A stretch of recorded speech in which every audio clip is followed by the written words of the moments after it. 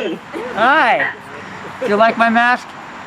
I do. It's beautiful, just like you. Oh, man. I'm done. All right. So, Aaron, just quickly describe what have you done here? I started to say I either go earthy, crunchy, or peace, love, free love. But this is earthy, crunchy, and I got a mammal for each nostril, 2 different mammals.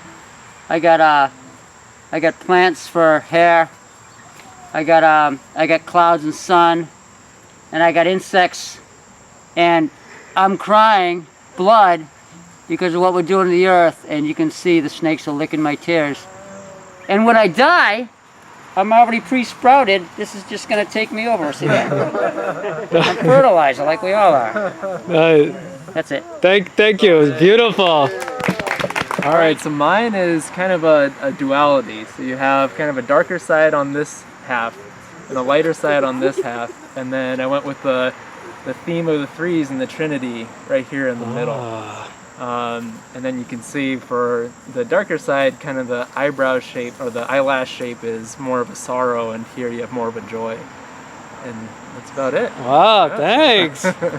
So my mask, when you first look at it, looks really happy and a lot of positivity, but if you look at it closely, there's a lot of kind of chaos with anxiety in it. Wow. And then the center, what centers me is nature. Wow, that's awesome. Thank you. Beautiful. Hi everyone. So my mask I actually wasn't thinking very much when I made it. I just let the creative juices flow. And the best part of it is this orange slice that comes in the middle, and that was my mother was the inventor of that. Nice. So, yeah, that's it. It's very good. Thank you. Hi everyone.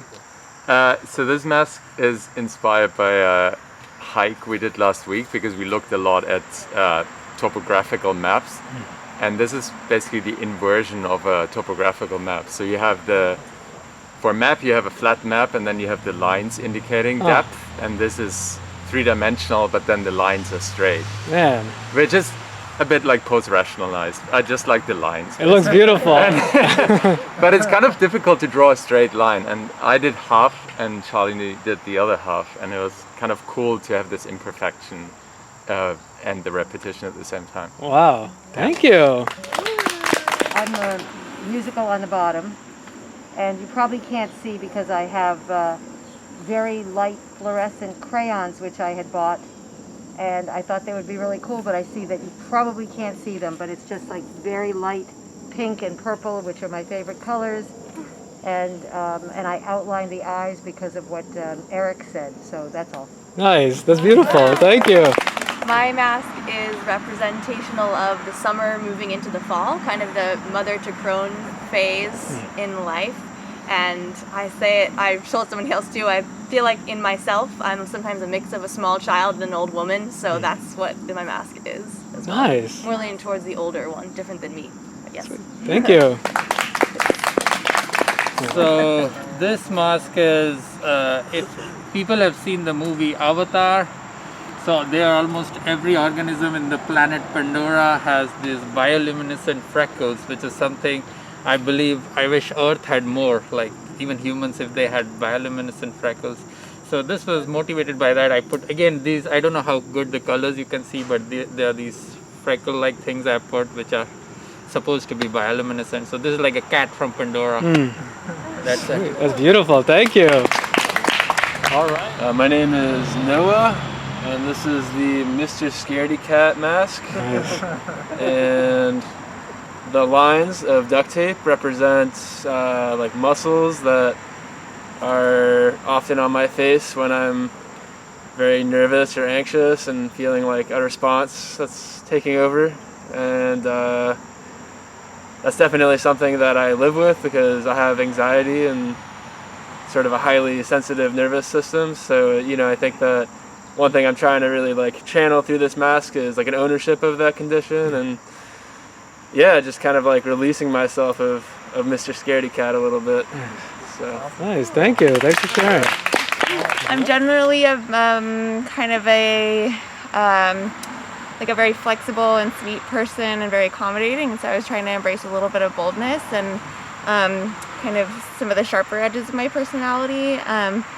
and I'm learning how to embrace fierceness and represent that in my life. And then I think I did this cross thing because like I grew up very Christian and I spent a lot of my life like unlearning it and being angry with it, and now I'm at a phase where I'm realizing I can move on from that anger and actually pick from my past what has actually been very beneficial, and let the rest of it fall away. So that's kind of nice. Thank you. That's awesome. Sweet. And yeah, so I don't have any sort of deep meaning or connection really, I guess, to this. I just sort of just started freely making it and like just sort of intuitively creating, which is like what I mostly do. I just get lost in it. But yeah, I was just designing whatever came to my mind and whatever, and this is what just came out of it. nice. Yeah, it's beautiful. Yeah. Sweet. Thank you. Yeah. This is my angry quantum general relativity mask with all the elements I hope to connect the two with, that I think, and it's angry because of, I think someone else said it too, what we're doing to the earth, and a lot of other social justice things that are happening right now that I think science has capability to change. And that's it. Nice. Thank you, Brian. Awesome. No real story behind this mask, but a couple of the aesthetic attributes here are leaves that I saw some other people using, which looked like a great idea. And that reminded me of when Vivek and I were traveling in Thailand and we found some really giant leaves and were waving them around in a fun photo that we all took. And oh, and the rotting eye sockets were kind of inspired by some like corpse paint that some rock bands like to use. Nice. Sweet. Thank you. That's awesome. This is fun. Thanks. Kind of a creation of the earth kind of thing with some lava coming out of rifts where the eyebrows are, forming new land. I guess I focused on the eyebrows since that's one of the few things we can see these days when we see people walking around outside. Nice. Thank you, Gabe. That's awesome. All right. So for me, it was just forms. I wasn't really thinking of a central idea. I was just trying to figure out what I think looked good. So I like the combinations of the colors. I like the this is actually this is like clay, I think, or like some really soft, smushy stuff, and it's orange, and I really like the color. And then when I put it on, I really liked it with my pink mask. I think it looks awesome, and I like the cat eyes, you know. And I like these. I don't know why, but I decided to make dots around the mask holes, and I like that. And I think I think it looks nice, but I don't have any theme for it whatsoever. It was just shapes and forms that I enjoyed. That's beautiful. Thank you. Thank you. And who? I was not also thinking about it, and I can put it on because my glasses are there and my mask is there, so I'll just show this is what I made. The main focus is aligned with Vivek's ceremony. I'm trying to open the third eye, like people are getting reborn again, so maybe when we are born, we are more awakened. Nice. So I made my mask based on something that I once saw in a state of ecstasy. And it has these sort of fractally patterns on it. It also has high contrasts, which I think represent visual features that our brain detects. It also has a third eye, because I'm always looking to open my mind and expand my consciousness. And it's kind of exploding, so it's also representing sort of chaos, but also has fractals within it, so it's order within chaos. Wow, thank you, Nate. And I'm gonna do something a little unconventional though. Nice. Yeah. I didn't make a mask. I'm sorry. No probs. I've been reading a lot of Shakespeare lately, and Midsummer Night's Dream is one of plays close to my heart since I played Titania at one point in my life. And my friend, who also loves Shakespeare, just happened to have a donkey mask. Oh. So I put a face mask on it. Midsummer Night's Dream in the time of COVID. That's awesome. And I also was having thoughts as I was listening to people about these parts of themselves that they were representing, like on their mask, and I was thinking about my experiences just the skin on my face and my bones being a mask too, and how we all see each other, perceive each other differently based on this mask we wear. And I wanted to share a poem that I wrote August 13th, 4 years ago. Nice. If that's okay. I'll share Yeah. it in the chat, and if you're able to read it, feel free. Yeah, pass it on to the next person. Nice. Thank you, Hillary, and thanks for sharing the poem too.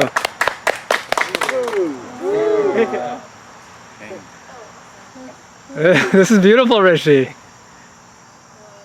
Nice. What is it?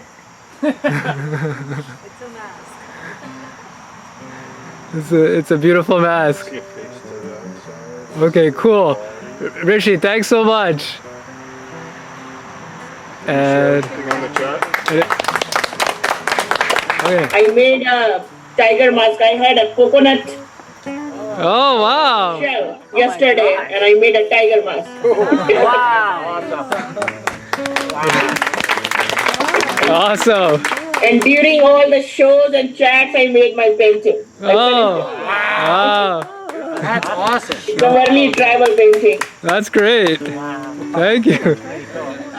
Yeah, so I just picked up on the theme of transformation and made a butterfly mask. Whoa. It also has a third eye here and flowers around in purple and yellow. Wow, that's beautiful.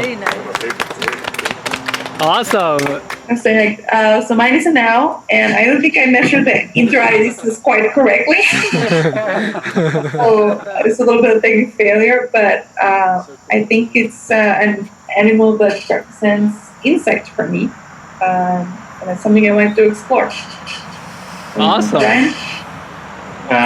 Mine's more of like a obnoxious headband than a mask, but it's supposed to be a flame, and it's supposed to represent my inner flame and how I want to grow it and my determination. Nice. That's beautiful. Well, I was working most of the time on what will be a long-term mask. I was using a gourd and working with paper mache and wheat paste. And I was thinking about it's going to be a half mask because to be so expressive and shifting. It's the only thing that's visible, and it's kind of the opposite of the masks we see now on people in the pandemic. And I was thinking about kind of like how to hold both, like a complex expression that had both anger and joy. Nice. And then the mask I made to wear right now is decomposing cabbages and a dried gourd that wraps around my head. And I was thinking about the oldness and the freshness of cabbage, and then sort of the decomposition of it and how it's all to be consumed and could sort of be eaten right off my face, which I like the idea of. And then someone here told me it looked like a Luna moth, and that reminded me of what Susan was saying about a symbol of transformation. Wow. Thank you, Julia. I was maybe a bit lazy, but I thought I'd talk a bit about a mask that's been very important in my life recently. This is a COVID mask I've been wearing everywhere. It's one of the first ones that my mom, Susan, made early on in the pandemic. And I really like this because it's very soft, so it kind of goes with my kind of clothing vibe for just kind of nice, casual, comfortable clothing. And also I really like the pattern, because it's kind of, very expressive in all the different colors. And I think, this probably wouldn't be medically advisable, but I do a lot of crocheting. So if I could, I would, crochet my own COVID mask. And right now I just crochet lots of very long, uneven scarves. But I like it because it's kind of a planned unevenness. Nice. So that's kind of what these two things mean to me. Thank you, Anil. Beautiful. So this is a fish mask. And I don't know, I just, I like water and I like swimming. So I thought this would be a nice thing to make. And it's got the gills here. Nice. To look like fish. I actually also want to talk about another mask that we purchased about 2 years ago. This one. It's from an island of Assam in India.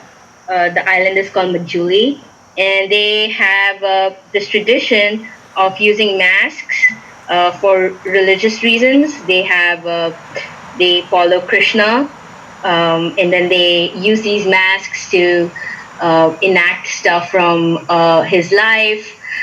They also follow all other forms of Vishnu, so they also use it for Ramayan. And this is a Garuda mask.